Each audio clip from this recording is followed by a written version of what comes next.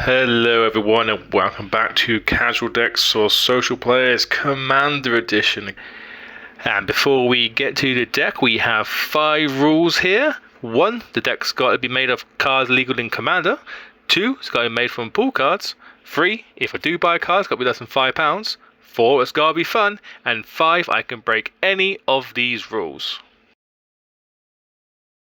Today we are looking at a deck for the commander being Jodah the Unifier. This is a 5-colored legendary deck. I made this because it is a very straightforward deck to build. It's quite good for anyone to make. It's very straightforward to understand. Put a bunch of legendary spells in it and hope to get a good curve. And put as much mana fixes as you can. So this time we have a white, blue, black, red, green for a 5/5 human wizard. Legendary creature you control get +X/+X for X number of legendary creature you control. Whenever you cast a legendary spell from your hand, exile cards from top of your library until you exile a legendary non-land card with a lesser mana value. You may cast that card without paying its mana cost, but the rest on the bottom of your library in a random order. It's Legendary Cascade, kinda. Only works with one you cast from your hand, but really good, really straightforward to build. So hopefully this is a good way of learning how to make just trying a 5-color commander. Up first we have our creatures. All of these are legendary creatures that I've managed to find. The best cards I can get. So I've got a Rogar, Son of Rogar.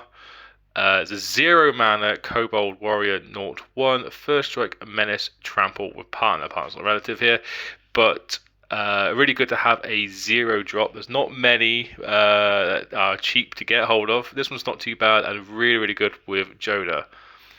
Ishimaru, Hound of Konda is a 1 white mana for a 2/2 dog. That's it, but with Jodah out, this gets bigger with each legendary creature you have, and it's a really good 1-drop.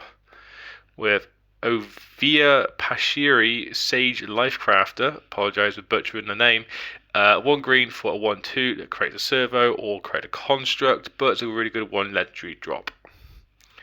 Baird, Argavian Recruiter, red and a white for a 2/2 human soldier. At the beginning of your end step, if you control a creature with power greater, you get a soldier, and Jodah boosts all your creatures, so you're guaranteed with a creature with power greater than its base power. So you're constantly pumping out those 1/1s. Fibble Fit, the Lost, 1 and a blue for 1/1 homunculus that draws you a card.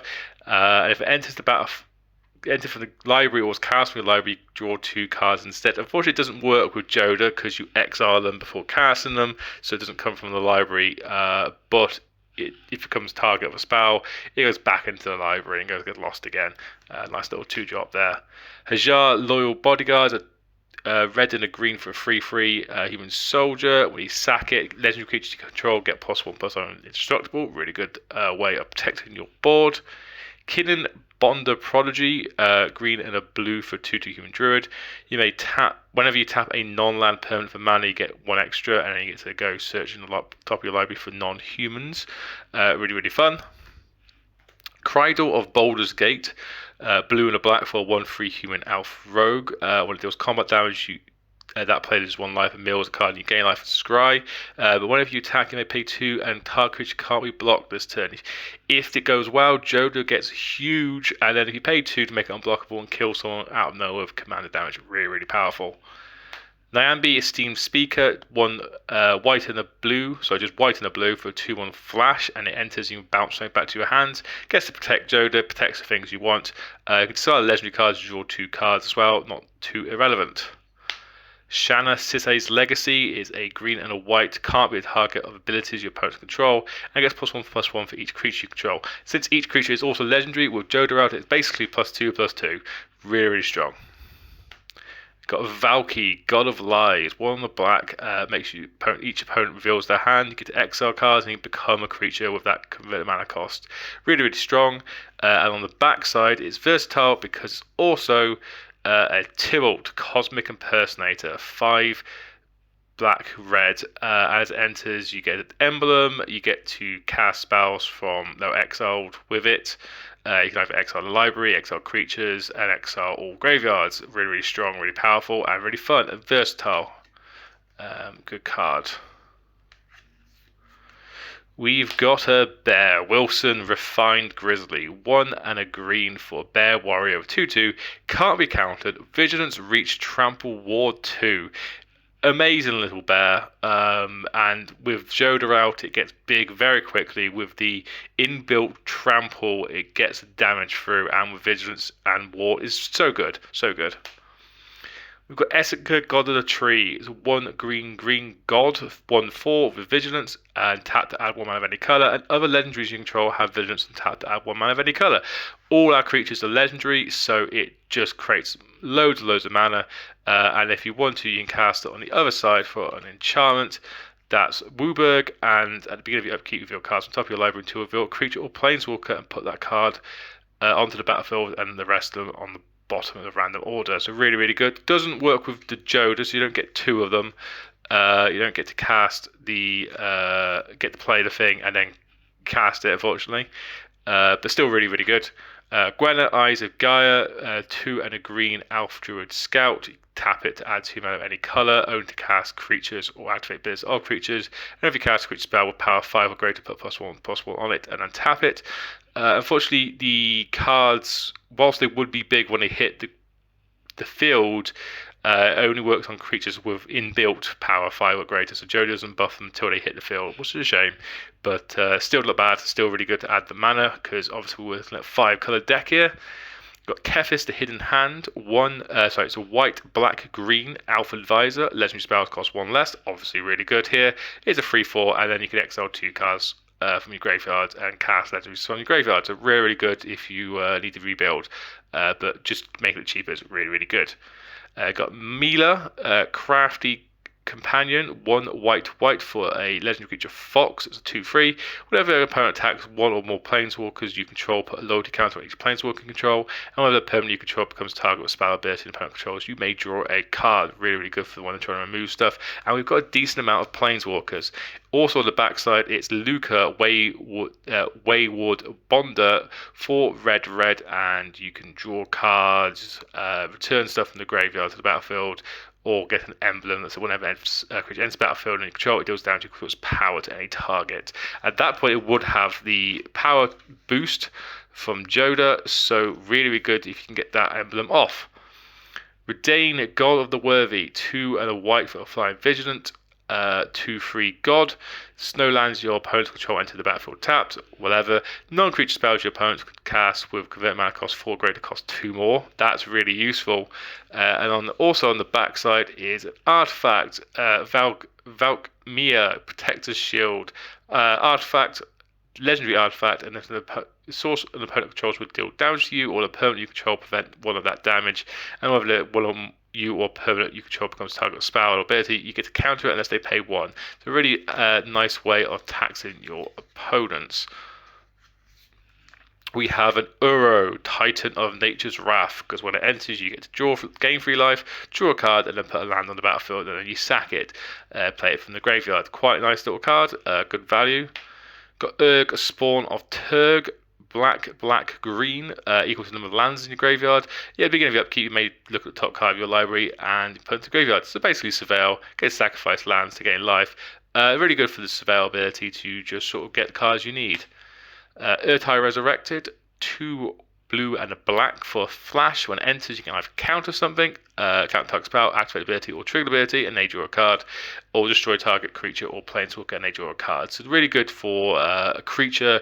It enters, not only do you get to counter or destroy something, but you also get the legendary cascade trigger on their turn. So you get something randomly come out as well, which is really fun. Goreclaw, Terror of Kalsima, 3 and a green for a bear. Creature spells you cast with power 4 greater, cost 2 less, and whenever it attacks each creature you control power 4 greater, gets +1/+1 and trampled end turn. Since everything is going to be basically bigger than power 4 greater, getting trample is really, really powerful to get that damage through. Got Kolvori, God of Kinship, 2 and a green for a god, 2/4. As long as you have 3 or more legendary creatures, which I certainly hope you do, it's +4/+2 and it has vigilance, which makes it a 6/6. Amazing. And 2 and a green and tap it to look at top 6. You may reveal a legendary creature among them, put into your hands. It's all legendary, really, really good. on the back. It can also be an artifact and enters, choose a creature type, tap for green, and spend this mana to cast legendary creature spell of your chosen type or a legendary creature spell, which is obviously much more important. There aren't many of the same types in this deck, but the ability to cast any legendary spell is obviously really good. Ratadrabik of Urborg is a 2-white-black 3/3 zombie wizard. Vigilance and Ward 2. Other zombies you control have Vigilance, and whenever another legendary creature you control dies, you create a token that's a copy of that creature, except it's not legendary and it's a 2/2 zombie. So you get all the abilities. It's not legendary, so Joda doesn't boost it, but get back your really, really good cards as with their abilities is really useful. Shinide, Sleeper's Scourge, 1 red, white, black for a human knight. It's got menace. Other legendary creatures you control have menace, and whenever you play a legendary land or cast a legendary spell, draw a card, lose a life. Really, really good for the card draw. You cast the cards of exile, so you do get the card draw twice basically whenever you cast something. Really, really strong. Takesha, Dig-Site Mentor, 1 green, white, blue for a human artificer 4/3. Creatures you control have vigilance and tap for surveil. Really, really strong, that ability. Suddenly you can just get all the cards you want, get rid of the lands from the top of the library, and find some strong abilities. You could also return any number of artifacts. It's not really that strong in this deck, but does have its uses. Toski, Bearer of Secrets, 3 and a green for legendary squirrel. It can't be countered, indestructible, and attacks each combat if able. Attacks are quite big when Joda's out, and whenever a creature you control deals combat damage to a player, you draw a card. Really, really good card draw engine. Garth One Eye is a Wooburg 5/5 human wizard, and you can choose a card name that hasn't been chosen among Disenchant, Braingeezer, Terror, Shivan Dragon, Regrowth, and Black Lotus. Any excuse to try and play a Black Lotus in a game of Commander is definitely a good one. We have a Kenrith the Returned King, because who doesn't like broken Kenrith? It's a 4 and a white for a 5/5 human noble. It can give all your stuff trample and haste, or +1, or life, or draw a card, or return something from the graveyard. Very strong, very versatile, very good 5-color commander anyway. We have Omnath, Locus of All, which is Wooburg, apart from the black fraction, so it can be cast, use 2 life instead of to cast a black. And all your mana gets unspent, it becomes black, so really, really good, and also gets a bit of a card draw effect each turn, and maybe you get some to reveal it and get some extra mana, but it's not really planned around that, but just the extra card is really useful, and obviously the mana staying around is useful. Sidisi, Undead Vizier, 3 in the black for a zombie Naga. It's got Death Touch, it's got Exploit, which allows you to go find any card in your library, put it into your hand, and then shuffle. Really, really good, especially if you can recur it a bit. Tivit, Sailor of Secrets, 3 white, blue, black for a flying ward 3 with Council's Dilemma. It's a 6/6 Sphinx Rogue also. When it enters all battlefield or deals combat damage to a player, starting with you, each player votes for evidence or bribery. For each evidence you get to investigate, for each bribery is treasure, and you get to vote an additional time. So really, really strong to get some card draw or treasure. Basically you always will win with that. We have Atraxa, Grand Unifier, because this is, again, really, really strong and powerful. 3 green, white, blue, black for Phyrexian Angel with Flying Visions, Death Touch, and Lifelink. It's a 7/7, and you get to reveal the top 10 cards of your library when it enters, and you get to choose a card from each card type, put a card of that type into your hand. Very strong ability to get basically up to about 5 cards or so or more into your hand, and they're all very powerful. Plus, when you cast it, you get a 6-drop or less for free. You get Sheoldred, Whispering One, because the 7-mana Praetor with 6/6. It's got Swamp Walk, and at the beginning you get to return something from the graveyard to the battlefield, and at the beginning of each opponent's they have to sack a creature. Very strong ability if it sticks around, and you will gain so much benefit from it. And finally, Piru the Volatile. It's 2 red, white, black for an Elder Dragon 7/7 Lifelinker. Flying Lifelinker. At the beginning of your upkeep, you sacrifice it unless you pay red, white, black. But when it dies, it deals 7 damage to each non-legendary creature. All your stuff still lives. It does 7 damage to everything. It's got Lifelink. It's going to gain you a bunch of life when it dies. And you just need to wait through your upkeep for it to die. Very strong if you cast it. Plus, you then get a 7 or less drop from it. Very strong in this deck. Let's look at our artifacts now. We have a Mox Amber. This is one of 2 0 costs, including that creature we saw earlier. Add 1 mana of any color among legendary creatures and planeswalkers control. With your commander out, it taps anything.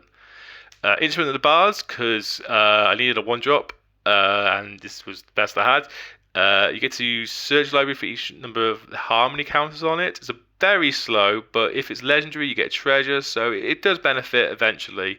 Allows you to go find those big, nasty creatures. Got Luxior, Giada's Gift. It was a 1 mana equipment. It gets +1/+1 on each counter on it. Equipped creature isn't a planeswalker and is a creature in districts of a type. Equipped planeswalker 1.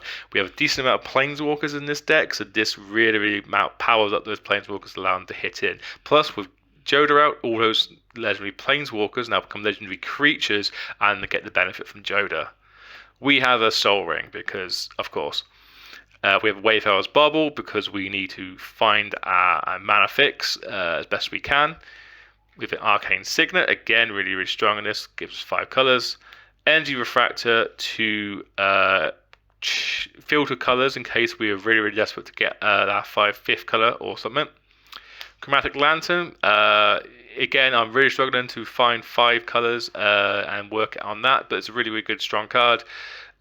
Gives all your lands 1 mana of any color, really powerful. Commander Sphere, tap 1 mana any color of your commander's identity, and you can sack it to draw a card.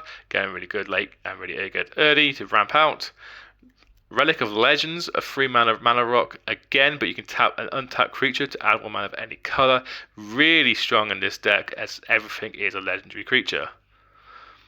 We have a Vexen Puzzle Box, which is basically a 3 mana mana rock, but occasionally you get to search for an artifact card.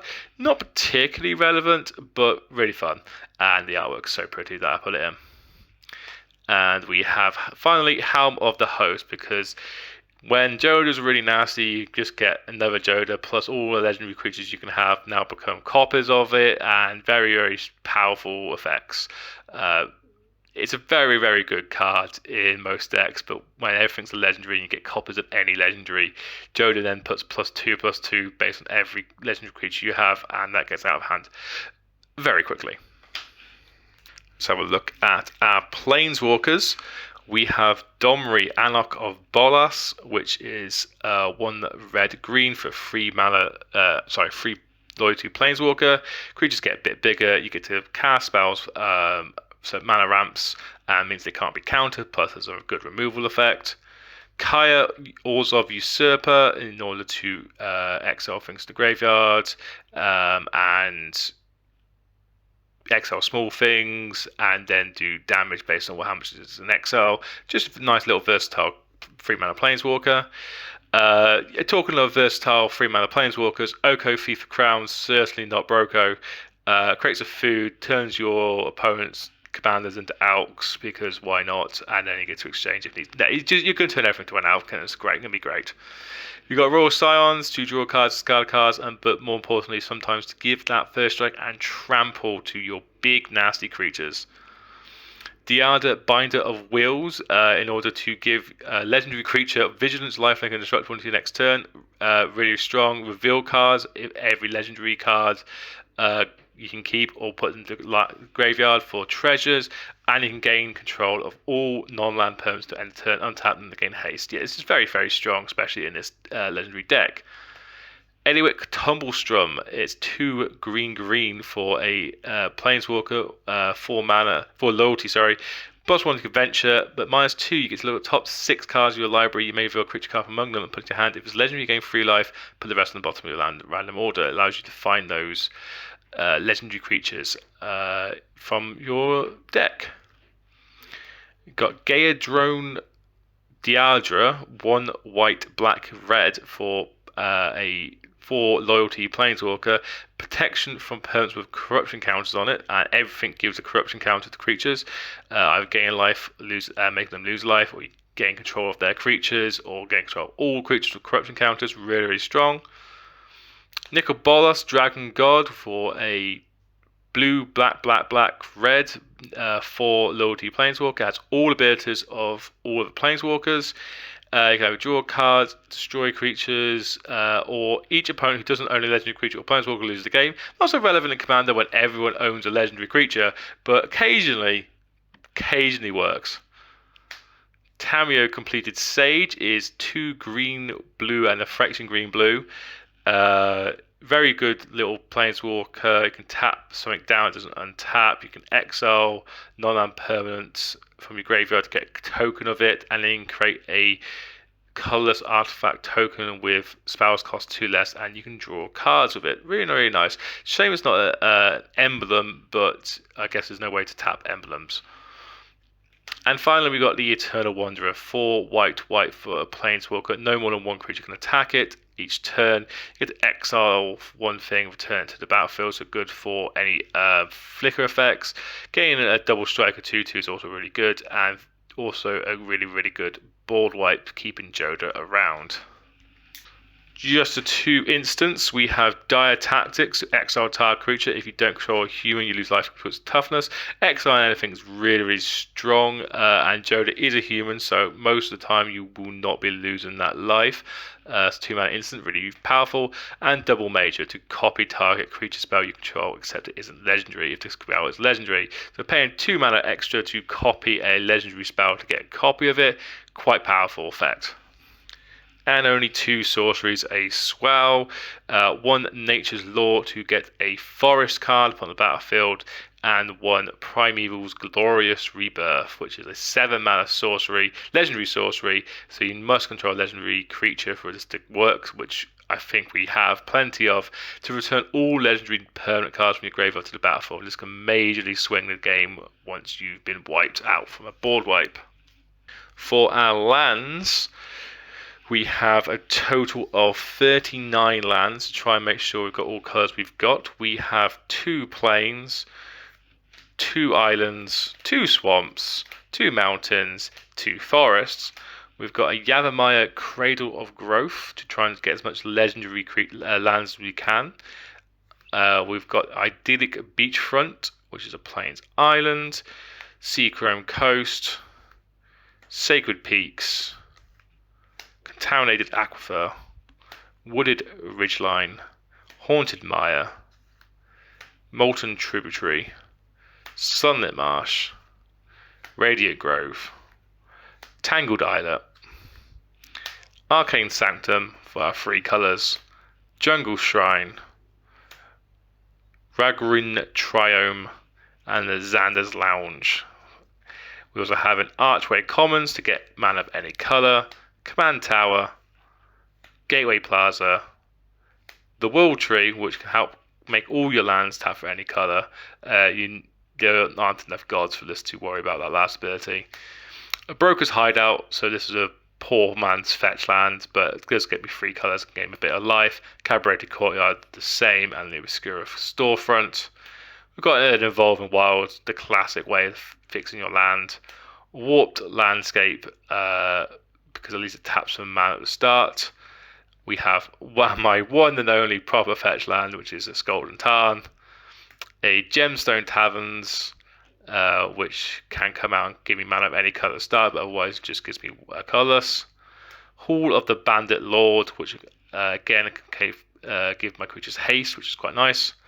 Mobilized District, because at the end of the day this is probably going to cost 0 to turn this into a 3/3. And a Shivan Gorge, because it's legendary. And that is the deck for Jodah the Unifier. Quite a straightforward deck for people to build, I think, if they're starting to get into trying to do a 5-colour deck for the first time. I had a lot of fun trying to build around it. There's a lot of legendary creatures these days. I'm looking forward to trying and build something and put something in from the Lord of the Rings, because a lot of legendary creatures in that.